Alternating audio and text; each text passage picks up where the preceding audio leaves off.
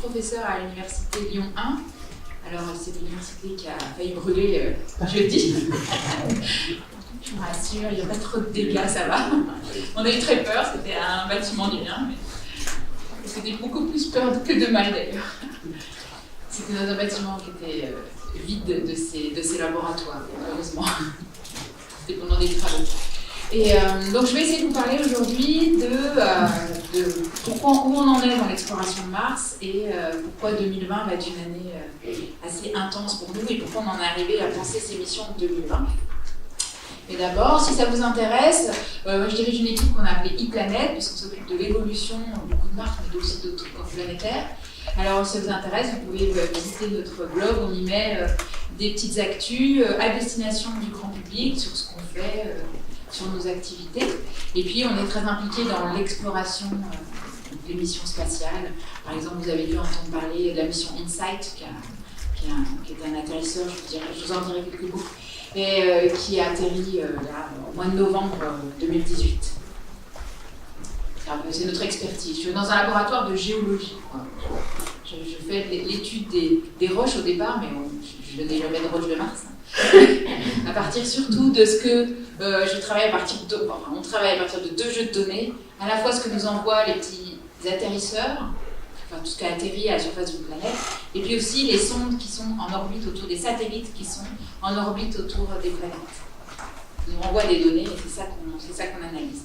Donc je vais vous faire un petit bilan d'exploration martienne pour savoir ce qu'on a appris et ce qu'on sait aujourd'hui de Mars au fur et à mesure des missions. Et puis je vous présenterai les 2 missions qui sont prévues pour 2020, à la fois la mission européenne et russe, vous allez voir, qui s'appelle ExoMars, et la mission américaine qui s'appelle Mars 2020, parce qu'elle part en 2020. C'est pour ça. Alors, des petits rappels sur la carte d'identité de la planète Mars. Donc la planète Mars, c'est la 4e planète du système solaire. Elle est un peu plus loin du Soleil que notre planète. Elle est 2 fois plus petite. Ça, c'est un paramètre important parce que du coup, c'est une des raisons pour lesquelles elle n'a pas évolué exactement comme la planète Terre. Elle a une très très fine atmosphère par rapport à nous. C'est-à-dire qu'elle est vraiment 100 fois plus fine. Le poids de l'air est 100 fois moins important sur Mars, beaucoup plus fin. Et il fait très très froid, moins 70 degrés en moyenne aujourd'hui. Ça peut aller jusqu'à moins 120 des fois, en plein hiver. Donc c'est une planète qui aujourd'hui n'est pas très hospitalière. Hein? Et alors, pourquoi on s'intéresse tant à Mars? C'est parce qu'on définit dans l'environnement d'une étoile des zones qu'on appelle des zones habitables. Une zone habitable, c'est une zone un peu parfaite qui a une distance pas trop proche d'une étoile, pas trop chaud, on peut faire simple, et ni trop loin de l'étoile. Et cette zone habitable, du Soleil par exemple, on est pile la Terre, pile au milieu de cette zone habitable. Mais Mars est au bord de cette zone habitable aussi, et quand même dans une région qui est a priori, qui pourrait être théoriquement habitable. Alors très vite, on s'est posé la question de savoir s'il y avait des Martiens. Et ça a vraiment intéressé beaucoup de gens. Au 19e, il y avait tout un fantasme qu'il y avait une civilisation martienne. Et ça, c'était à cause beaucoup de Cassini, qui essayait, avec sa lunette, de regarder Mars, et il voyait des structures. Il a appelé ça des canaux.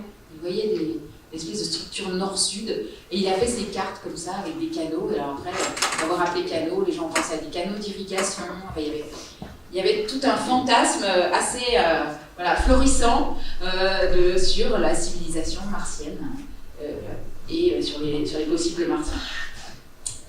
Et il faut vraiment qu'on ait commencé à essayer d'explorer Mars pour être un peu déçus. On n'a pas trouvé de martiens, petit bonhomme vert. Et il y a eu énormément de missions qui ont été envoyées dès les années 70. Il y a eu beaucoup d'échecs, beaucoup plus d'échecs que de réussites d'ailleurs. Mais là, il y a quand même eu des réussites, et il y a eu des réussites aussi au sol. Pour l'instant, les réussites au sol, elles sont 100% américaines. C'est-à-dire que les Américains ont atterri pour la 7e fois avec succès à la surface de Mars en novembre dernier. En espérant que ça va bientôt nous arriver. Mais alors, par exemple, dans les années 50, avant l'exploration spatiale, l'idée qu'on s'en faisait, dans des livres très, très sérieux de physique, ils disaient qu'on voyait des variations de saison sur la surface de Mars, et qu'ils pensaient les régions vert sombre tournent vers le jaunâtre à l'automne. Il pourrait s'agir de types de plantes, d'algues. On pensait qu'il y avait de la végétation sur Mars.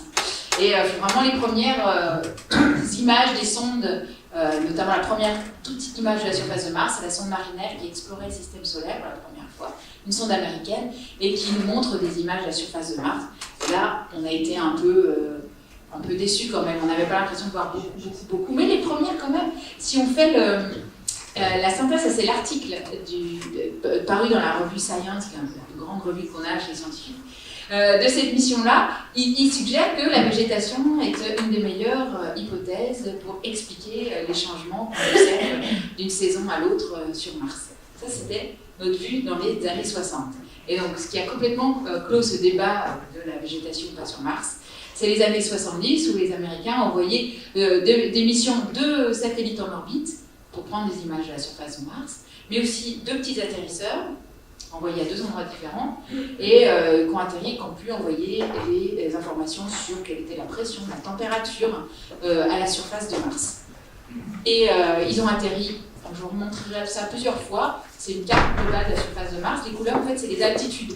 En bleu, c'est les points les plus bas, en blanc, les points les plus hauts. Et donc les 2 atterrisseurs dans les années 70 sont atterris là et là, dans des endroits bas et plats, que ce soit assez facile d'aller atterrir. Donc la technique d'atterrissage de Viking à l'époque, c'était des rétrofusées, et alors une incertitude d'atterrissage énorme. On ne connaissait pas d'ailleurs la surface de Mars, c'était vraiment comme lancer un ballon comme ça, sans guidage, parce qu'aujourd'hui ils font des tests en l'air, sans guidage, et ça a eu une chance assez inouïe d'atterrir et d'arriver. Et donc quand il a pris sa première image, le petit atterrisseur, dans les années 70, donc ça a fait la une de Paris Match. Donc Mars, c'est ça, c'est un désert de cailloux. Voilà ce qu'il est allé montrer. Alors le plus important scientifiquement, c'est qu'on a pu mesurer que la pression atmosphérique, le poids de la colonne d'air était vraiment très faible et qu'il faisait très froid. Et c'est surtout la pression en fait qui fait que l'eau liquide, ça c'est un peu complexe, mais c'est des diagrammes de phase en fonction de la température et de la pression. Où est-ce que, dans quel état est l'eau? Et l'eau sur Mars, elle est soit sous forme gazeuse, donc la vapeur d'eau, soit sous forme solide, sous forme de glace, mais aujourd'hui, elle ne peut pas être liquide. On est très très loin des conditions de stabilité de l'eau liquide. Il faudrait que le poids de la colonne d'air soit beaucoup plus important, de comme on est, nous, sur Terre. Donc sur Terre, on est par là. On a les 3 états de l'eau qui sont possibles à la surface de notre planète. Et aujourd'hui, ce n'est pas le cas sur Mars. Donc on était complètement déçus. Mars est complètement stérile parce qu'il fait trop froid, parce qu'on n'a pas assez de pression atmosphérique. On a en plus, on a pu remarquer qu'il n'y avait pas de champ magnétique, donc la surface est totalement irradiée. Et on a en plus un sol très oxydant. Donc bon, on a dit Mars n'est pas la bonne planète pour aller chercher des petites bêtes ou de la vie dans le système solaire. Donc il n'y a plus de programme pour explorer Mars pendant 20 ans. Ça a arrêté pendant 20 ans l'exploration martienne. Mais alors ces 20 années, ils ont permis aux scientifiques d'analyser les données qui étaient prises par les satellites, donc les 2 satellites Viking, ce qui a permis de faire une espèce de carte de toute la surface de Mars. Et on a découvert des choses, notamment qu'il y avait des vallées, des anciennes vallées, comme ce que forment les vallées des fleuves sur Terre, qui sont issus des pluies, d'un cycle de l'eau. Et on observait ces vallées. Donc on s'est commencé à se dire peut-être que dans le passé de Mars, si aujourd'hui il n'y a pas d'eau, il y en a peut-être eu beaucoup. Et on a appris à essayer de dater les terrains de la surface de Mars avec ces images-là. On a vu qu'il y avait des endroits, la plupart de la surface de Mars était plutôt très ancienne, que des endroits anciens où on avait des vallées. Et on a commencé à se réintéresser un petit peu à Mars à la suite de ces résultats. Et 20 ans après, aussi poussé par l'envie de développer des petits robots explorateurs, la NASA a envoyé un petit robot, peut-être que vous connaissez, qui s'appelle Pathfinder, parce qu'il est dans le film Seul sur Mars, à un moment donné. C'est Pathfinder qui sauve Matt Damon, d'ailleurs. Donc c'est un tout petit robot de la taille d'une boîte à chaussures, et c'était la première fois qu'ils envoyaient. Il était quasiment télécommandé au jour le jour. Il a marché moins de 2 mois. Et il a encore pris une image qui est quand même très proche des 2 premières. On a une vision très complètement désertique. Et il avait atterri encore dans un point très bas, dans les endroits bleus, là, à cet endroit-là de la surface de Mars. Et alors il a analysé, bon, il s'est déplacé, et il a analysé quelques roches. Et pour la petite histoire, il est resté bloqué là quelques jours, sur ce caillou. Et les cailloux qu'il a analysés, c'est des roches qu'on trouverait sur des volcans, des basaltes. C'est des roches volcaniques. Et à la suite de ce petit rover, qui était une démonstration technologique, surtout avant tout pas scientifique, il y a eu une décennie entre 1997 et 2007 exceptionnelle d'exploration, où il y a eu 5 orbiteurs, satellites en orbite autour de Mars, et avec des données, notamment la dernière, qui est une émission américaine, qui prend des images à 25 cm de la surface de Mars. Donc c'est vraiment des images qu'on n'a même pas dans le public pour regarder la Terre aujourd'hui. En satellite, en imagerie militaire certainement, mais pour le grand public, ça n'existe pas sur la Terre. Et alors on a découvert beaucoup de choses, mais bon, parmi les couvertes les plus importantes, on a vu qu'il y avait eu énormément d'eau qui avait circulé, coulé, changé le relief à la surface de Mars. Et vous avez ici par exemple en rouge, les petits traits rouges ici, c'est partout où il y avait des vallées et donc de l'eau qui coulait sur Mars. Et vous avez des points verts ici, c'est là où on a détecté des roches qui avaient été transformées par l'action de l'eau. On peut le savoir, on peut détecter des minéraux qui, dans leur structure minéralogique, dans leur composition, ont de l'eau et qui sont formés par l'action de l'eau liquide. Et ça, on en trouve partout. Donc on a à la fois des preuves dans la minéralogie, mais aussi dans les formes du relief, que dans le passé de Mars, parce que c'est dans des endroits où la surface de la planète Mars est très vieille, probablement vers 4 milliards d'années, il y avait peut-être beaucoup d'eau sur Mars. Donc ça, c'est un peu l'illustration de la pensée, de l'image qu'on se faisait de la compréhension de la planète Mars entre les années 70 et les années 2000, où vraiment on coule sous l'eau. On s'est vraiment réintéressé beaucoup à Mars, pensant donc derrière, c'est sur ces dernières années, que Mars a évolué, ce qu'on ne comprend pas encore trop d'ailleurs, d'une planète avec beaucoup d'eau liquide, peut-être un océan, donc une planète peut-être habitable, vers une planète aujourd'hui qui est inhospitalière. On n'a toujours pas vraiment compris comment on est passé de l'un à l'autre, mais pour l'instant, on s'intéresse beaucoup à ça, au Mars ancien. Et donc, la NASA a envoyé, on a appris beaucoup de choses, en 2004, 2 petits robots jumeaux. Jumeaux parce que construire 2 robots identiques, eh ben, ça limite les coûts de développement. Et ils les ont envoyés à 2 endroits différents de la planète Mars. Un qui s'appelle QZ Crater et l'autre Meridiani Planum, qui sont aux antipodes. Alors cette fois, ils n'étaient plus dans les terrains les plus bas. C'était des endroits plats quand même, mais un petit peu plus haut en altitude, ici et là. Et donc, le premier endroit, c'était un endroit où on avait un énorme cratère d'impact, formé par la chute d'une météorite, très grand. Et en fait, on a une vallée qui vient dans ce grand bassin d'impact. Et tout portait à croire qu'au bout de cette vallée, ça avait probablement été un lac pendant longtemps. Donc c'est pour ça qu'il avait été choisi. Sachant qu'il y avait quand même des gens, avant de partir, qui disaient oui, mais ce lac, il a été après rempli de lave, il ne faut pas aller là.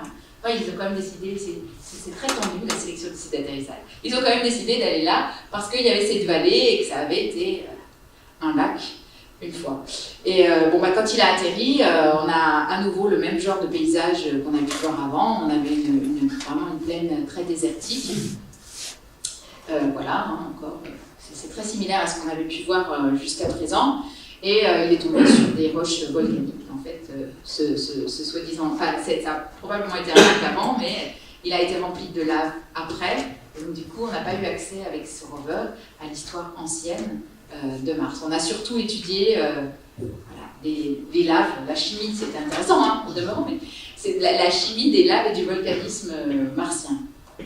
Et alors l'autre site, c'était un site qui, sur des détections de minéraux, de roches particulières, on voyait que sur toute la surface de Mars, il y avait un endroit où on avait de l'hématite. L'hématite, c'est un minéral qui se forme par action de l'eau, de transformation de la roche par action de l'eau. Et il y en avait une grande étendue à l'endroit où ils ont décidé d'envoyer le rover. Ça s'est avéré à un endroit, donc du coup, très inattendu par rapport aux autres endroits où on avait été sur Mars. On a pu voir vraiment des roches sédimentaires, finement, vous voyez des petits traits là, finement stratifiés. Vous les voyez là encore, ça c'est des photos prises par le rover. Si je zoome sur cet endroit-là, par exemple, ça vous voyez des sortes de lits là, qui est typique de roches sédimentaires, et vous voyez que le sol est tapissé de petites billes. Et c'est ces petites billes qui expliquaient le signal qu'on avait depuis les satellites de minéraux hydratés. Parce que ces petites billes sont formées d'hématite qui sont issues de la circulation de l'eau dans la roche Et quand la roche s'érode, eh ben, elle laisse ses petites billes. Et c'est ça qu'on voyait depuis l'orité. Donc quand il prend une photo plus ou moins au microscope, le petit robot, on a ces jolies strates. Ça veut dire que les sédiments, en fait, ils s'accumulent. On met une première couche, puis une deuxième couche, puis une troisième couche, c'est comme ça qu'on forme les roches. Et c'est dans ce genre de roches qu'on s'attend à avoir le plus de traces s'il devait y avoir des traces de vie, les fossiles, par exemple, sont vraiment dans ces roches-là. Donc elles sont très intéressantes. Et vous voyez, ça formait ces petites concrétions, la ronde d'hématite. Donc c'est des roches qui sont formées, on a pu le montrer, sous une faible tranche d'eau. Voilà. Et ça, c'était la géométrie de ces petites strates, le fait qu'elles soient en petites virgules comme ça. Elles impliquent que il y a une certaine petite action de vague, entre guillemets. C'est des flaques d'eau, c'est des petits sédiments qui sont mis en place dans des petites flaques d'eau. Et donc le rover a parcouru beaucoup de kilomètres depuis. Il a pu étudier un peu toute la géologie proche de là où il a atterri. Et ce qui a été proposé comme scénario, c'est que cet endroit-là, c'était comme un désert, mais pas loin d'une mer néanmoins, dans lequel il y avait des petites flaques d'eau, un peu comme pourrait être Death Valley aux États-Unis, où on a une zone un peu désertique, avec beaucoup de dunes, mais entre les dunes, il y a de temps en temps de l'eau, et on a la preuve en tout cas que l'eau liquide était à la surface de Mars à cet endroit-là. Pas beaucoup, pas en abondance, mais qu'elle était... Et là, par exemple, c'est juste pour vous montrer un des derniers cratères que ce petit robot a visité. Oui, ça donne des images assez impressionnantes. Alors, ces deux rovers, il y en a un qui a arrêté de fonctionner il y a quelques années, et le deuxième, celui qui est à cet endroit-là, il fonctionnait très bien jusqu'à l'année dernière. Il y a eu une tempête de poussière à la surface de Mars, et du coup, il était, pour le mettre, le sécuriser, il a été arrêté quelques jours, dans le temps de la tempête, et depuis, on n'arrive pas à payer. La NASA a donné qu'un mois aux équipes pour reprendre contact avec le robot, sinon ils arrêtaient le financement de cette mission. Parce que tout est une histoire de coût. Piloter un robot, ça veut dire qu'il y a une cinquantaine de scientifiques et ingénieurs chaque jour qui travaillent à récupérer les données et à envoyer les ordres pour le lendemain. Donc ils voulaient profiter de cet événement pour essayer de couper le coût, d'arrêter le financement de cette mission-là. Et donc, je ne sais pas, on est encore en train d'attendre à ce qu'il essaye de reprendre contact, ce qui n'est pas facile parce qu'il faut vraiment des conditions très particulières. Quand ils ont perdu le contact une fois, un mois ne peut ne pas être suffisant, même si le rover marche mieux. Les gens n'étaient pas très contents. Mais donc, avant que la NASA envoie en 2012 un petit robot qui s'appelle MSL, vous avez dû entendre, sa mission s'appelle MSL, mais le robot s'appelle Curiosity, vous avez peut-être dû en entendre parler.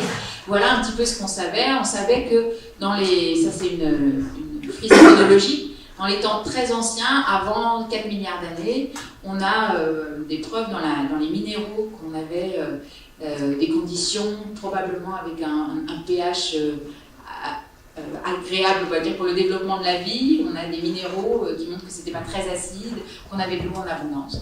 Ensuite, on passe à une phase où on a des minéraux qui montrent plus d'acidité déjà, peut-être des conditions plus désertiques. Peut-être que la planète commence à s'assécher. Et puis, dans les 3 derniers milliards d'années, il ne s'est passé pas grand-chose, on va dire, au niveau eau et conditions d'habitabilité. Donc, cette mission Curiosity, elle a été envoyée, elle a été lancée en 2011, et elle est envoyée pour répondre à cette question, est-ce que Mars est une planète qui a été habitable? C'était ça la question. C'était notre hypothèse de travail à l'époque. Alors par rapport aux petits robots dont je vous ai parlé, ça c'était les deux petits robots jumeaux, ils avaient cette taille-là, ils faisaient à peu près 1 mètre de large, c'était la petite boîte à chaussures. Et alors Curiosity, il était de la taille d'un 4x4. C'est un gros engin, avec à son bord un mini laboratoire où on peut faire des analyses chimiques de roches très pointues. C'est assez exceptionnel ce qui peut être fait. Et puis, Cocorico, la France a participé à la construction d'un des instruments à bord de Curiosity, qui est l'instrument qui s'appelle ChemCam, qui est l'œil du petit robot, qui tire au laser. Le laser est de fabrication française. On est les seuls au monde à avoir ce savoir-faire. Au moins dans le spatial. Donc le principe est simple, on tire un petit laser, le laser entre guillemets brûle la roche, Et puis c'est la petite fumée qui va être libérée à ce moment-là, qui va être analysée.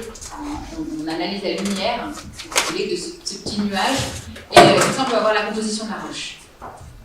Et donc dans ces cas-là, je ne sais pas si vous le savez, mais même pour une mission américaine, quand il y a un partenariat et qu'un autre pays fabrique un instrument, il est payé par le pays qui fabrique l'instrument, donc c'est le contribuable français qui paye via l'Agence spatiale française l'instrument qui était sur ce robot américain.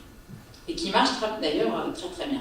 Ah oui, donc là c'est encore à nouveau le principe. On tire au laser, ça forme un petit plasma, hop, et on analyse avec un spectromètre la lumière qui est envoyée, et comme ça on a la composition de la roche. Donc ça, c'est pour vous montrer un peu les composants électroniques, à quoi ressemblent ces petites boîtes d'instruments. On a un savoir-faire en France assez puissant. Si on ne sait pas envoyer un robot ou nous-mêmes, par contre, en termes d'instruments qui sont capables d'aller sur ce genre d'engin, on a un savoir-faire technique très fort. Et parce que c'est construit en partie dans les laboratoires CNRS, il y a un partenariat Agence spatiale française et CNRS. Et on est très fort. Parce que c'est de l'électronique particulière, parce qu'il faut que ces instruments ils survivent à des conditions de température extrêmes. Il faut qu'ils survivent au décollage. Et par exemple, pour le sismomètre qui a été envoyé pour la mission InSight, un sismomètre, c'est un petit vibrateur. Donc pour qu'un vibrateur survive à des vibrations intenses, c'est un challenge technologique. C'est un savoir-faire qu'on a en France.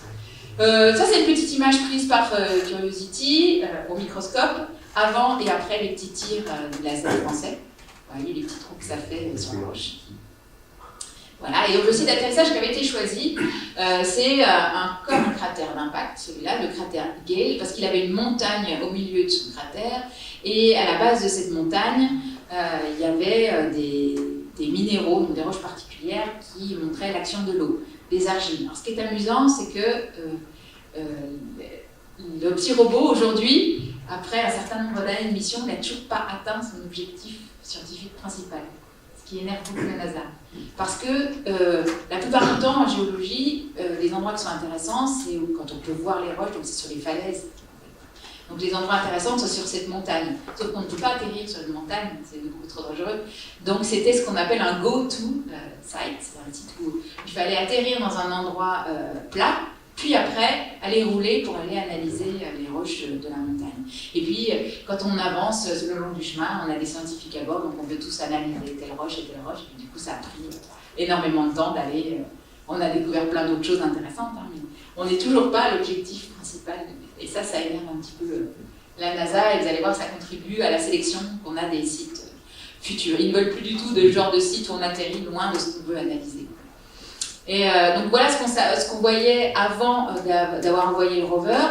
Avec les images qu'on a de la surface de Mars à 25 cm et les spectromètres qu'on a sur les satellites, on peut avoir de la minéralogie. Ça, c'est des panoramas qu'on peut faire qu'avec des images de satellites autour de Mars. Et on voyait donc à la base de cette montagne, on avait des successions de minéraux qui impliquaient des circulations d'eau, de l'eau liquide, formation en présence d'eau liquide.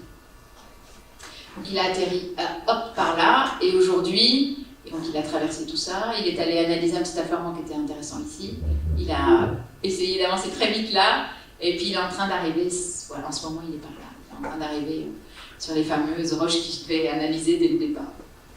Et donc voilà, ça c'était le panorama de cette montagne qui vue par le rover de la montagne qui devait analyser de loin. Et là c'est à nouveau un paysage où on voit plein de roches, c'est toujours aussi désertique, hein, il n'y a pas de végétation. Disons qu'on voit au moins des roches qui affleurent et qu'on peut analyser, et d'ailleurs il ne s'est pas privé d'analyser. Alors un petit fait marquant, il a découvert plein de choses au niveau chimique, etc. Mais un truc qui était rigolo, c'est qu'une de ses premières découvertes, il a vu ces petits galets ici, j'ai zoomé dessus. Hop! Ici c'était l'image de Mars, ça vous paraît très anodin parce que partout nous on a des galets, parce que les enfants ramassent partout, mais en fait les galets c'est des cailloux qui sont arrondis par l'action voilà, des chocs entre eux dans une rivière. Donc trouver des galets sur Mars, ça voulait dire qu'on était sur un ancien courant de rivière, quoi. Sur un ancien lit de rivière, on se sait Mars, et ça c'est la Terre. Donc on avait une preuve directe de la présence d'eau liquide. Et donc, ils ont analysé plusieurs années de types de roches, etc. Et donc le modèle de formation de toutes ces roches, c'est que ce cratère était un lac, et donc avec beaucoup de sédiments qui ont été formés dans ce lac. Et au niveau chimique, c'était les conditions favorables à l'émergence de la vie. Il n'y a pas du tout de conditions acides. La chimie a été étudiée en détail, donc on avait la réponse à la question, c'est oui, Mars a bien été habitable à ce moment-là. Donc ça, c'est ce qu'on sait aujourd'hui. Un petit peu. Donc si je fais le bilan de l'état de nos connaissances, c'est que oui, Mars était habitable entre 4 milliards d'années et 3,7. Aujourd'hui, elle ne l'est a priori pas. Bien que si la vie s'est développée au début de l'histoire de Mars, peut-être que sous une forme ou sous une autre, elle perdure aujourd'hui dans le sous-sol. On n'a pas vu, un robot aurait vu passer un lapin, mais les formes, c'est pas si simple de détecter une vie microbienne. Curiosity avait à son bord de quoi analyser de la matière organique, ce qui forme la vie, sauf que c'est des mesures très complexes, on n'est jamais à l'abri que quelques molécules terrestres aient été dans le rover, malgré les normes de décontamination qu'on s'impose. Donc la détection pour sûr, on a de la matière organique qui est martienne. Et sachant qu'en plus, comme on n'a pas de protection de champ magnétique, finalement la surface de Mars, elle a un apport de matière extraterrestre qui contient du carbone aussi. Donc si on détecte des matériaux carbonés, on n'est même pas sûr que ce soit du matériel de la vie martienne et pas juste des matériaux extraterrestres qui arrivent. Donc on a un défi technologique là encore pour prouver la présence ou pas de vie. Donc maintenant, on est clairement dans l'objectif pour 2020, on a un tournant de l'exploration martienne. Ce qu'on veut savoir, c'est si la vie est apparue sur la surface de Mars. Et donc on va envoyer des missions qui ont cet objectif-là, trouver des endroits, faut aussi trouver des endroits parfaits pour envoyer des instruments qui ont la capacité de mesurer de la vie fossile, plutôt dans les roches. C'est ça qu'on va essayer de chercher. Donc des preuves conservées dans les roches que la vie existait dans le passé. Donc on en est à peu près là. Alors il ne faut pas regarder les dates parce que tout est souvent assez décalé sur cette timeline-là. Sur le calendrier, par exemple, on voit qu'Insight atterrit en 2016, en fait il a atterri en 2018, et vice-versa. D'ailleurs, il faut tout pousser de 2 ans, ce qui est souvent le cas dans les projets spatiaux. Alors, pour la petite histoire, le petit atterrisseur Insight a été décalé de 2 ans à cause d'un retard de la France. Donc ça, c'était moyen par rapport à notre collaboration avec la NASA. Vraiment. Après, il y a même eu une loi qui est passée pour que les missions américaines aient un minimum d'instruments américains à bord, puisque pour cette mission, Insight en particulier, le principal instrument, c'est qu'il est français. Donc ça a fait grincer des dents aux États-Unis, on peut l'imaginer. Donc pour notre planning de 2020, c'est que ce petit robot ExoMars, il partira en 2020 en même temps qu'un robot américain, et les Chinois aussi vont essayer. Mais bon, il y aura pas. Les Chinois, c'est une démonstration d'atterrissage, ce ne sera pas un robot scientifique. Donc oui, juste avant, je vous montre ces deux missions qui vont chercher en 2020 si Mars a été ou non habité. Un tout petit mot d'Insight. Alors Insight, c'est pas vraiment une mission sur l'ancienne habitabilité de Mars. Par contre, ce qu'on veut, c'est comprendre l'intérieur de la planète. Et mine de rien, l'intérieur de la planète, la manière dont est formé l'intérieur de Mars, ça va nous aider à comprendre quel était son environnement à 4 milliards d'années. Et ça, c'est très important. Par rapport à ce que Mars avait un champ magnétique qui protégeait une atmosphère, qui nous empêchait la surface d'être irradiée, c'est des choses qu'on va apprendre avec Insight. Alors c'est un défi, parce que c'est un sismomètre, cette mission, c'est juste un petit atterrisseur qui a 2 instruments. Un allemand qui va essayer d'enfoncer dans le sol une petite sonde pour mesurer la température du sol, entre guillemets. Et un instrument français, un sismomètre, ça c'est une vue d'artiste qui est représentée ici, et qui est déployé à l'extérieur de la petite plateforme d'atterrissage. Et ça, c'est des photos qui ont été prises ces 2 derniers mois. Ici, c'est le petit robot juste après son atterrissage, la première photo qu'il a transmise en disant « je suis bien arrivé ». Et ça, c'est l'image au moment, au début, le sismomètre, il est sur la plateforme. mais il n'y a aucun intérêt à un sismomètre qui mesure les vibrations très fines du sol à être sur un autre, enfin, sur un instrument, enfin, sur une plateforme. Il faut qu'il touche le sol. Donc il avait été prévu, c'était la manip la plus difficile, de déployer qu'il y a un bras qui pose le petit sismomètre à 1 ou 2 mètres de la plateforme, tout en ayant, c'était très compliqué, je peux vous dire, des fils et des connectiques électriques qui survivent à ce déploiement, qui se déploient dans le bon sens, qui ne fassent pas des nœuds, et que après ces tiges-là, elles survivent au vent martien, elles transmettent les données correctement. Enfin, a priori, pour l'instant, tout est bon. Et puis aussi, il sera mis, ce qui n'est pas encore fait, le sismomètre est posé depuis quelques jours, depuis début janvier. Ce qui manque encore, c'est il aura une cloche par-dessus pour le protéger du vent. Parce que les vents sont tellement forts sur Mars, on ne voudrait pas qu'il enregistre juste le vent martien. Et ça, c'est l'image du petit rover pris par les satellites. Donc ces images qu'on a à 25 cm permettent de localiser exactement où a atterri le rover. Donc, on n'a pas encore enregistré de séisme sur Mars, on n'a pas encore la cloche, mais ce qu'on attend tous, c'est un premier séisme, savoir d'où vient, est-ce qu'on a une activité interne de la planète. Et donc j'en arrive à ce qui, l'objet de cette conférence, c'était ce qui va se passer en 2020. En 2020, au départ, on devait avoir une seule grande mission, qui était, au début ça marche toujours comme ça en spatial, on dit on va tous faire tous ensemble, alors les Américains, les Européens, parce qu'on veut explorer, c'est l'homme qui explore le système solaire, tout ça. Et puis très vite les Américains nous abandonnent et font quelque chose tout seul de leur côté. Donc la mission ExoMars, c'est une mission qui est née il y a au moins 10-20 ans, qui devait être un partenariat entre l'Agence spatiale européenne et la NASA. Et puis la NASA, sachant atterrir, puisqu'elle sait très bien atterrir, et maintenant avec succès depuis plein de fois consécutives, elle devait faire atterrir un robot qui était construit en Europe, qui est là, et avec pour la première fois un système de forage qui permet d'aller chercher des cailloux à 2 mètres sous le sol, et ça, faire un forage dans l'espace, enfin, dans un endroit, c'est un vrai challenge technologique. Et l'idée de faire ça, c'est que comme la surface est irradiée, on pense que l'irradiation détruit la matière organique, les traces de vie, et si on va en fort à moins de 2 mètres dans le sous-sol, peut-être que la matière organique ne sera pas détruite. Voilà, c'était ça l'idée. Sauf que la NASA, en 2012, a dit bah non, finalement, on vous laisse au revoir. On va faire notre propre rover en 2020. Donc maintenant, il y a 2 rovers qui partiront en 2020. Toujours notre petit robot européen qui s'est retrouvé sans personne pour le faire atterrir. Et ça change beaucoup la donne et qui sont retournés vers la seule grande nation spatiale qui a déjà essayé de faire atterrir des choses, c'est-à-dire les Russes, qui a été une grande nation spatiale mais qui ne l'est plus vraiment. Mais, en tout cas, c'était les seuls qui ont accepté de nous faire atterrir le petit robot européen. Donc aujourd'hui, cette mission, ExoMars, c'est une mission européano-russe.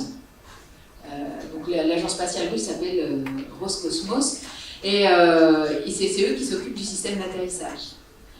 Et donc voilà notre petit robot qui est censé venir forer des roches à moins de mètres.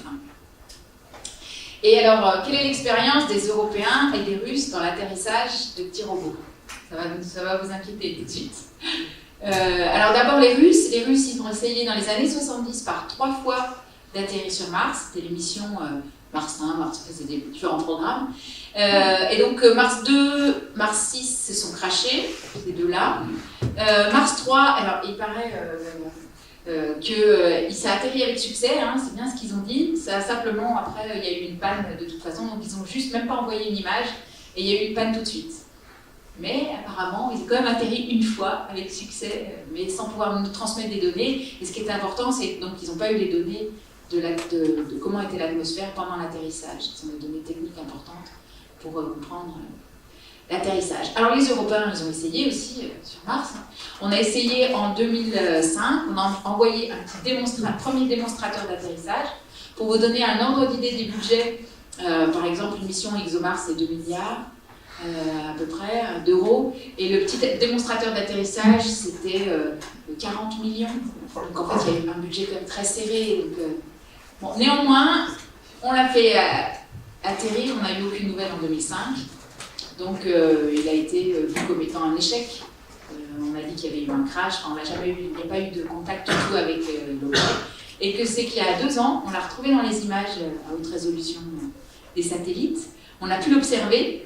Et en fait, on se rend compte que c'était un petit atterrisseur qui avait besoin de que tous ces panneaux solaires soient déployés en pétales pour pouvoir communiquer.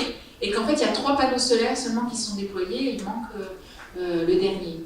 Et il a peut-être du coup atterri avec succès, quand même, on essaie de se consoler, mais il n'a simplement jamais communiqué. Donc, encore une fois, il n'a pas communiqué ses données pendant la descente. Donc on a refait un démonstrateur d'atterrissage il y a 2 ans, 2017. Oui, c'est ça. Où on a tenté et on s'est vraiment lamentablement craché. Et on s'est craché pour une raison assez bête. À 2 km du sol, il y avait plein de détecteurs. Et il y a eu une image où, je crois peut-être qu'il a pris un réflecteur du soleil, qui s'est retrouvé toute blanche, toute saturée. Il a cru qu'il était arrivé au sol, il a déclenché ses rétrofusées trop tôt à 2 km du sol. Et après, il a fait une chute libre. La bonne nouvelle, c'est que jusqu'à ce point où il a cru qu'il était arrivé, il a transmis ses données. Donc on a la colonne de l'atmosphère jusqu'à 2 km du sol. Et donc c'est ce groupe de Russes qui, il y a plus de 30 ans, 40 ans, a peut-être atterri une fois, et les Européens, avec leur expérience plus ou moins, qui vont faire atterrir ce robot ExoMars à 2000. C'était pour vous rassurer. Et alors, qu'est-ce qu'il y a comme instrument? Alors, il y a beaucoup de... Du coup, là, pour le coup, il y a encore plus d'instruments français sur ce petit robot européen. Bon, il y aura une caméra qui prendra des images, la caméra est anglaise. Mais alors, à l'intérieur donc le système de forage, il y a à l'intérieur un espèce de mini-laboratoire. Dans ce mini-laboratoire, il y a un microscope infrarouge qui est fabriqué en France. En France, on a un grand savoir-faire dans l'infrarouge. Il y a aussi un spectromètre Raman, alors c'est des termes techniques, mais ça aussi c'est fabriqué en France. Et il y a aussi quelque chose qui va essayer de détecter la matière organique, qui est aussi fabriqué en France. Donc on a vraiment une grosse partie de notre savoir-faire qui est dans l'analyseur de ce qui va aller chercher le forage. Alors si je suis mauvaise langue, je dirais que si jamais le système de forage ne marche pas, il n'y aura pas une analyse. Ça fait partie de ces missions où tout a été misé sur aller chercher les échantillons dans le sol. Mais il y a comme aussi un autre instrument français qui est à l'arrière du rover, qui est un petit radar pour sonder le sous-sol, pour trouver le meilleur endroit pour le forage. Donc ce radar, il est fabriqué aussi en France. Ce qui veut dire que le contribuable français paye énormément d'instruments sur cette mission. Et donc moi j'ai beaucoup travaillé sur cette mission parce qu'on a proposé un site d'atterrissage pour cette mission. Alors que je vous donne un ordre d'idée, quand une agence spatiale fait un appel à la communauté en disant s'il vous plaît, répondez dans 2 mois, donnez-nous des idées de sites d'atterrissage. Voici les contraintes. Donc on a des contraintes d'ingénierie, c'est-à-dire l'incertitude d'atterrissage, elle est de 100 km par 20 km, ce qui est énorme. Par rapport aux Américains, aujourd'hui les Américains ils atterrissent à 10 km. Il faut il faut que le terrain soit plat, alors on a des critères de pente, il faut que ce soit au niveau de l'équateur, parce que sinon il fait trop froid, des contraintes de température, il y a des contraintes d'altitude, parce que plus c'est bas, plus on a le temps de rectifier le tir si on a un problème pendant l'atterrissage. Et il y avait des critères scientifiques, parce que l'objectif de cette mission c'est de trouver des traces de vie, donc il faut pas aller n'importe où sur Mars. Donc il disait qu'il fallait que les roches soient anciennes, plutôt sédimentaires, je vais vous montrer juste après pourquoi, qu'on est dans tout ce qu'on sait de l'endroit, que ce soit avéré que l'endroit a été habitable, au moins, et qu'on ait surtout des roches intéressantes à analyser partout sur ces 100 km, parce que le petit robot il en fera que 2 km. Donc il faut que partout dans les 100 km on puisse trouver des choses intéressantes à faire. Alors pourquoi on veut absolument chercher les sédiments? Parce que les sédiments, c'est ces roches qui sont formées des produits de l'érosion. Alors c'est un peu schématique, mais les montagnes, elles se font éroder, il y a du matériel qui arrive par les rivières, et tout ça arrive dans des lacs ou dans des océans, et est déposé, et puis forme à la fin des roches sédimentaires. Et ce dépôt, qui est assez calme, finalement, c'est là-dedans qu'on a l'enregistrement fossile. C'est là-dedans qu'on a le mieux préserver les fossiles.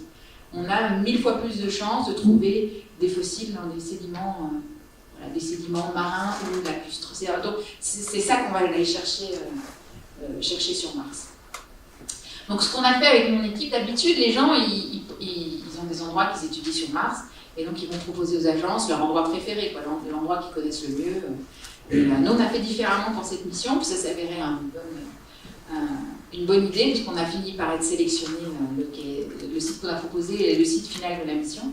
Donc on a pris l'ensemble de la planète Mars, et on a fait tourner des algorithmes pour avoir des critères d'ingénierie. Donc on a enlevé tous les endroits à la surface de Mars qui ne respectaient pas les critères d'ingénierie. Ensuite, on a combiné ça avec l'âge de la surface, les types de roches, les analyses de minéraux qu'on pouvait y avoir. Et c'est comme ça qu'on a réussi à trouver un endroit qui était plat, grand, plus de 100 km, et qui montrait des traces d'habitabilité passée. C'est ce site qui s'appelle Oxyaplanum. Alors ici, vous avez, sur le fond, vous avez une gamme de couleurs qui correspondent à la topographie qu'on peut avoir depuis les satellites. Donc les endroits un peu colorés, c'est les endroits hauts, les endroits violet-bleu, c'est plutôt les endroits bas. Et ce qui est ici cartographié en rouge, c'est là où on sait que dans la roche, l'eau liquide a transformé la roche. C'est les minéraux hydratés. Donc on a beaucoup de minéraux hydratés. Et vous avez ces espèces ce papillon-là, ces ellipses, c'est l'incertitude d'atterrissage. Et les différentes orientations, ça dépend quel jour on part, parce qu'on a une fenêtre de tir de 15 jours. Et donc l'orientation, celle-ci, c'est l'ouverture de la fenêtre de tir, et puis celle-ci, c'est la fin de la fenêtre de tir. Donc, ça peut être n'importe quelle ellipse, on ne sait pas à l'avance.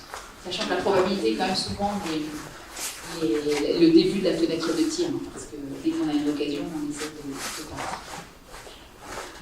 Et donc je vous montre juste en vitesse, mais on a étudié ce site pendant 4 années très intensément, et on a pu trouver qu'il y avait déjà une diversité géologique. Outre ce que vous voyez en rose clair, photographié, ces minéraux qui nous traitent de l'action de l'eau, ils sont partout. On les retrouve partout dans l'île. La probabilité d'atterrir dessus, elle est quasiment de 80%. Mais qu'en plus, c'est un endroit où on a pu voir qu'elle avait été, probablement après cette action de l'eau, encore, avoir été une mer ou un lac ou un océan. Ça, je vais essayer de vous montrer. Et puis après, c'est une zone qui a été recouverte de lave. Et ça, c'est pas mal, parce que du coup, ça peut être protégé pendant un certain nombre d'années du bombardement cosmique. Donc c'est assez utile, finalement. Et c'est ce qui est cartographié ici en violet, c'est les restes d'une coulée de lave. Mais donc ce site d'Oxyaplanum, qui était donc au départ trouvé parce qu'on voyait depuis l'orbite des minéraux, des fois on marche un peu à l'aveugle, c'est une jolie histoire scientifique. On a un peu mis par hasard, on avait vraiment pas mal de choix sur l'endroit exact où poser l'ellipse. On l'a posé un peu par hasard ici, et avant de remarquer qu'en fait on était à l'embouchure d'anciennes vallées, et qu'à l'embouchure de ces anciennes vallées, dans l'ellipse, on avait un joli delta, qui est des sédiments qu'on retrouve à l'embouchure de rivières, qui indiquent la présence d'un lac ou d'une mer. C'est ce qu'on voit ici, ça c'est le delta, qui est le reste du delta qui est sur Oxia. Ça c'est pour vous montrer ce qu'on voit sur Terre à l'embouchure donc des grandes rivières. Ça apporte des sédiments avec une certaine force dans l'eau, une certaine turbulence, et qui font ce genre de forme, où ça fait des sortes de doigts, de bras articulés. Et donc c'est typique de la mise en place de sédiments sous l'eau. Ce qui est différent en termes de forme de ce qui se met en place au-dessus de l'eau. Donc si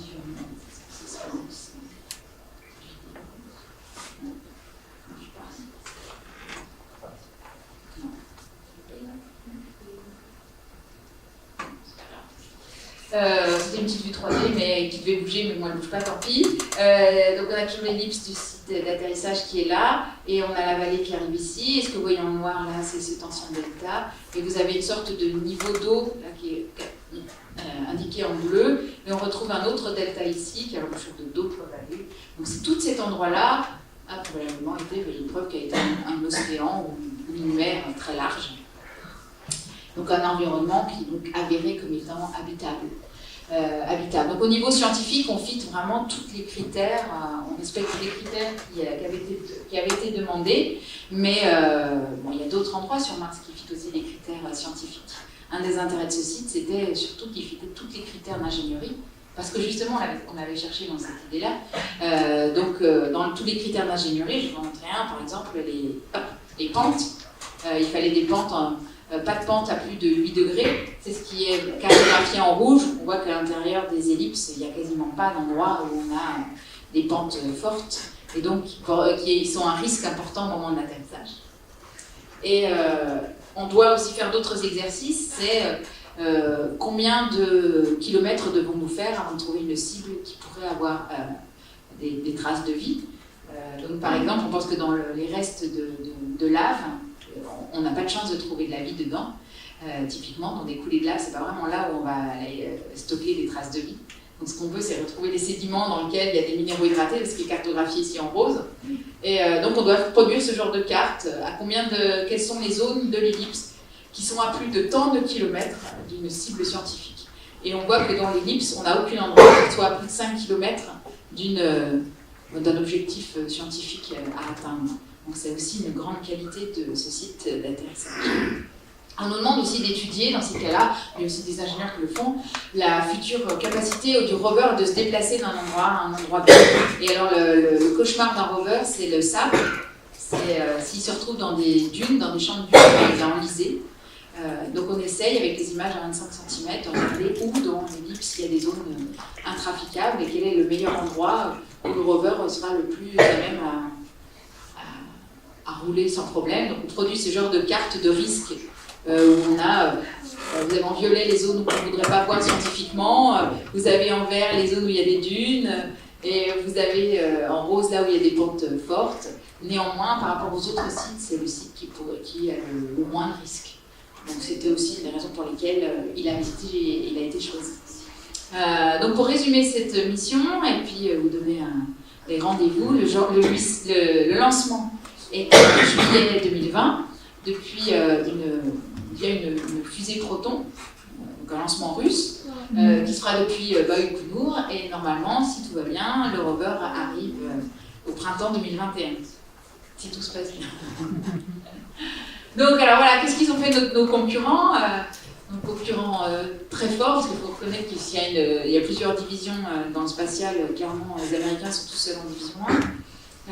Donc eux, ils ont décidé de faire un robot qu'ils ont appelé Mars 2020, et pour limiter les coûts, de prendre le même que Curiosity, et d'en améliorer la base, et de mettre d'autres instruments. Et je veux dire, au niveau, il n'y a pas eu de développement de rover pour ça, pour réduire les coûts. Avec les mêmes systèmes d'atterrissage, parce que Curiosity, il a atterri avec des rétrofusées qui se stabilisaient à quelques mètres du sol, mais le rover était délicatement descendu par des câbles. Ça a été un succès, donc ils vont faire exactement pareil. Donc ce qui est un peu différent, c'est que Curiosity, c'est Curiosity ici, il a très vite eu des problèmes sur ses roues. Les roues qui devaient être au top, elles se sont très vite retrouvées trouées. Il a même été obligé de rouler à l'envers, beaucoup en marche arrière. Donc c'était le gros point faible de Curiosity. Donc on va améliorer les roues, clairement. Et la grande spécificité aussi, c'est qu'il y aura normalement un démonstrateur de drone. Alors comme l'atmosphère martienne est donc beaucoup plus fine, il faut des pales beaucoup plus grandes. Et donc il est prévu, on a peur pour le rover. Enfin, il est prévu que le drone vole et tout de suite en premier, et qu'il parte à un minimum de distance du rover, qui n'en est jamais trop près. Ça, c'est le but. Et pour l'instant, il n'a pas encore été supprimé du projet. Il est encore gardé. Et alors, la grande spécificité, c'est que le petit robot Mars 2020, il va collecter des échantillons. Il aura la capacité d'aller récupérer des morceaux de roche, de les mettre dans des containers stériles et de déposer une valise à un endroit. Et normalement, dans le programme, on viendra rechercher ces planètes. Donc c'est finalement ça qui sera l'objectif presque premier de la mission, entre guillemets. Donc, dans les instruments, on a encore des instruments français, dans ce robot américain encore.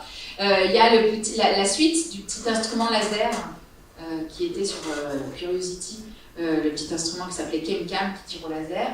Là, c'est devenu un super cam, une espèce de super instrument qui fait plein de choses, je vous montrerai, donc qui est construit en France. Et puis, on a aussi une autre partie qui est construite en France, qui est l'analyseur de molécules carbonées, de molécules organiques.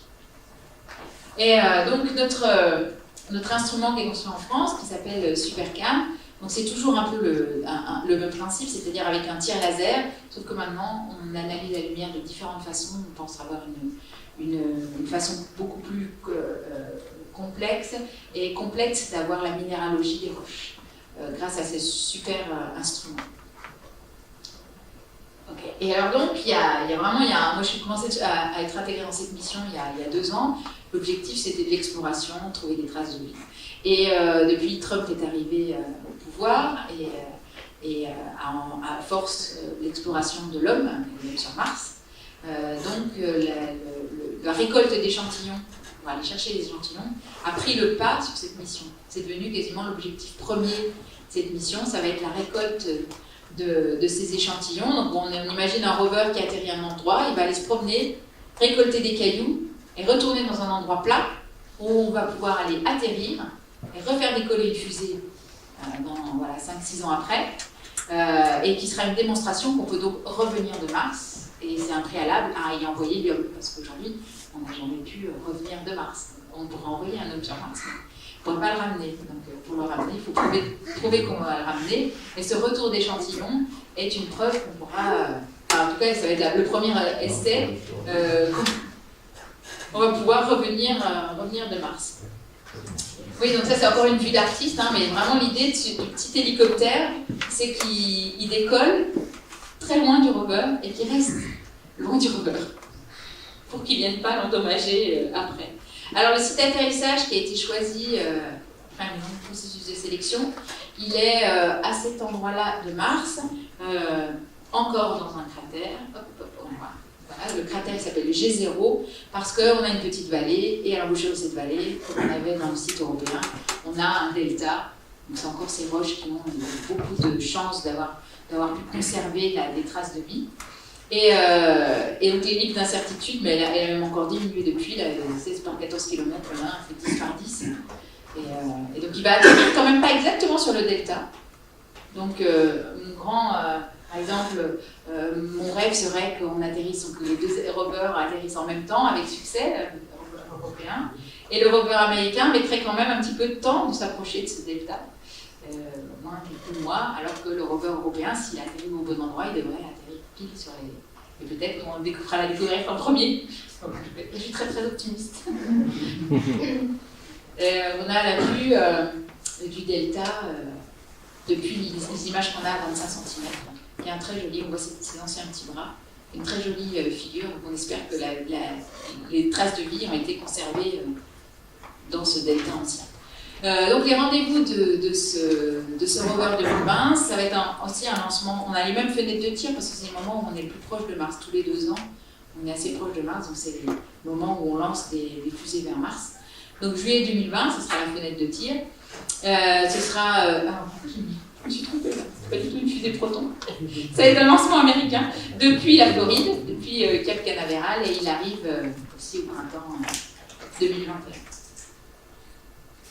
Et puis non, juste pour terminer, voilà le futur vu et vu par Trump, qui a vraiment clairement mis l'exploration de Mars comme étant, c'est le Far West américain actuel. C'est la limite de l'exploration humaine des 50 prochaines années. Et il aimerait pouvoir voir, en tout cas, des hommes fouler le sol de la surface de Mars. Donc, idéalement, avant 2000, on parle de 2030, en fait, c'est des choses...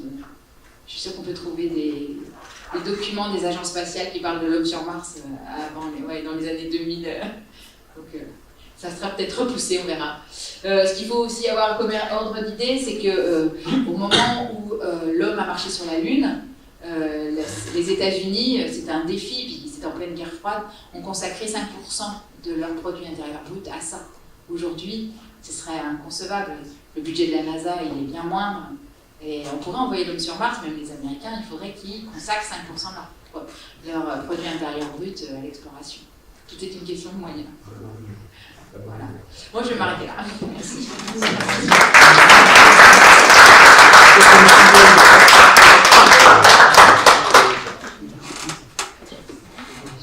Est-ce que vous avez des questions?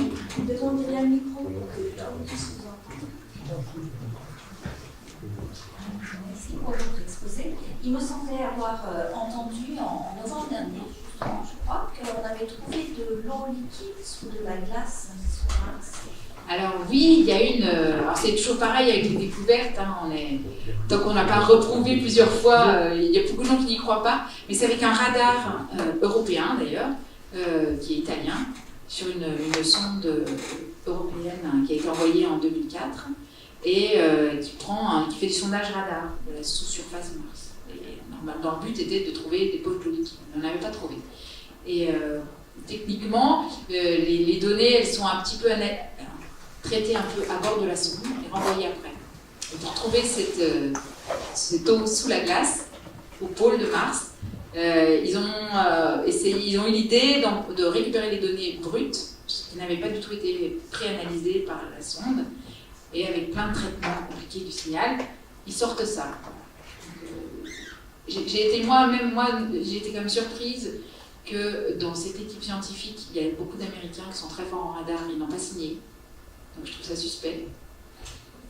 Mais le papier a été reviewé, il a été accepté. Disons qu'il y a quelque chose, mais ça demande encore à être prouvé. Mais ce serait top, parce que ça veut dire qu'il y aurait de l'eau liquide actuellement. Donc s'il y avait eu la vie sur Mars dans le passé, peut-être qu'il y aurait des niches actuelles dans ces endroits-là. Enfin, c'est sous une calotte de plusieurs kilomètres de glace. Mais disons que ça pourrait être un endroit habitable aujourd'hui. Donc c'était très important pour notre communauté. En tout cas, les données qui ont permis, qui décrivent ça, restent encore à démontrer. Donc ça reste encore à démontrer. Une autre question ?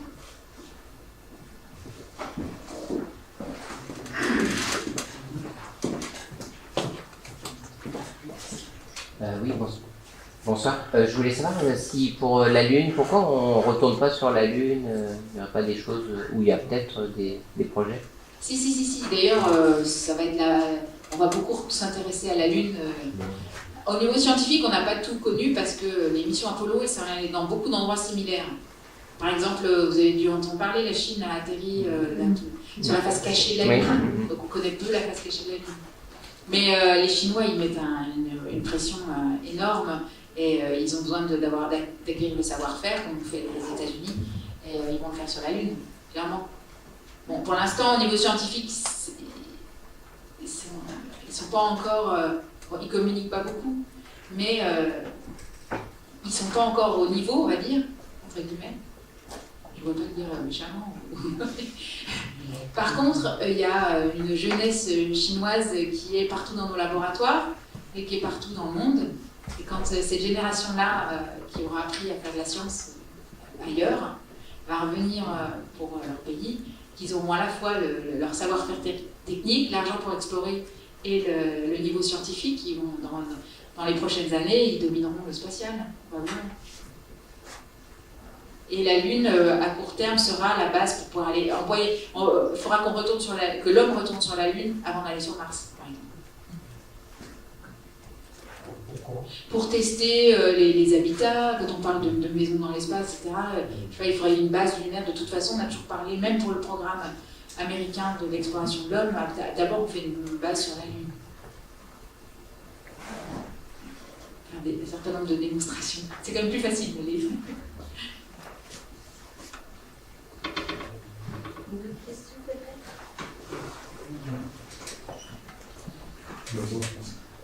Concernant la radioactivité dans le sol, est-ce qu'on a un peu des informations sur tout ce qui est température interne à l'intérieur de Mars?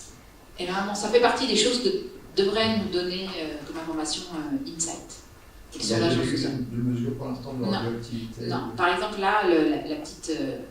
il y a un machine qui mesure le flux de chaleur, ça va nous donner des informations. Pour l'instant, il n'y en a pas eu. On fait des modèles pour essayer de comprendre l'évolution de Mars, et on a des idées de la radioactivité interne de Mars, mais on n'a pas de mesure. Et avec le volcanisme, est-ce qu'encore on a un volcanisme actif? Pas qu'on en ait observé depuis qu'on a des sondes en orbite depuis les années 70, on n'a pas vu d'éruption. Mais les derniers coulées de lave, elles sont à l'échelle des temps géologiques récentes. Elles ont quelques millions d'années. Mais en tout cas, a priori, aujourd'hui, il n'y en a pas d'actifs.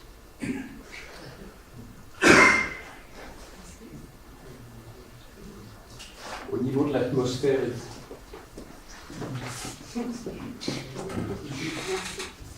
Au niveau de l'atmosphère et du... On entend?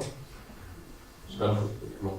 Au niveau de l'atmosphère et de l'eau, est-ce qu'il y a des hypothèses concernant du vol de l'atmosphère et de l'eau, c'est-à-dire par la Terre qui aurait été en contact un peu trop proche il y a très longtemps ou autre chose, quoi. Est-ce qu'il y a des modèles qui ont essayé de développer pour voir si...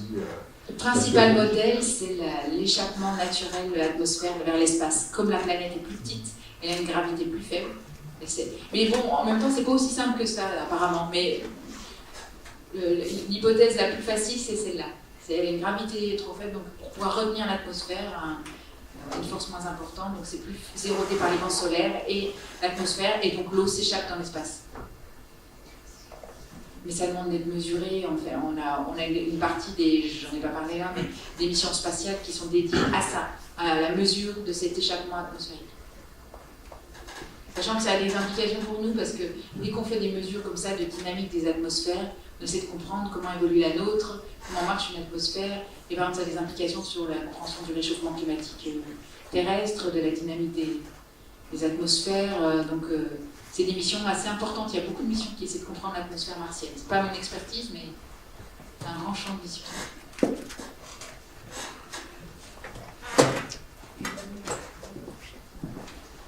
Est-ce qu'il y a encore une question à la salle? Oui. Juste par rapport à votre équipe, sur Lyon 1, c'est une grosse équipe. Vous pouvez simplement nous parler localement? Oui, on est une dizaine, on va dire, mais après de chercheurs permanents, moi je suis arrivée à Lyon, j'étais la seule à travailler là-dessus, alors depuis on a un peu grossi, donc ça marche bien.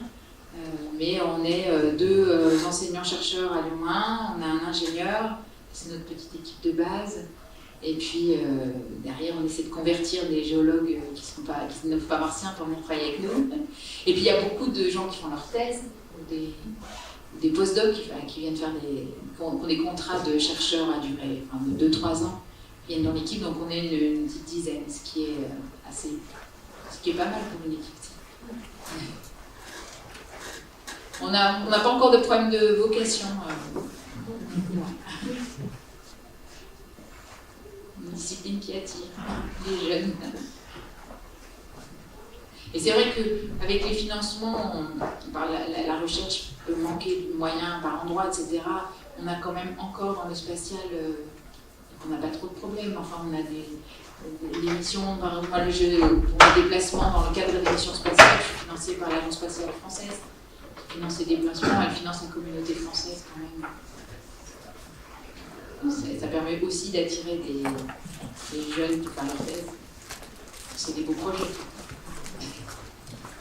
C'est beaucoup de travail aussi, des fois, parce que piloter j'en ai pas parlé, mais par exemple Curiosity, qui est au jour le jour, fait des activités scientifiques, on est plusieurs Français à impliquer dedans, c'est-à-dire qu'il y a des scientifiques c'est aux horaires, c'est le soir parce que, comme c'est piloté depuis les États-Unis, depuis Pasadena, c'est aux horaires californiens, donc ça commence vers 5h le soir et ça se termine à 3h du matin.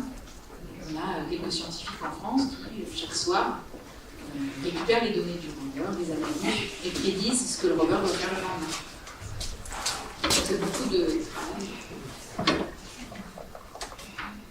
Mais c'est intéressant.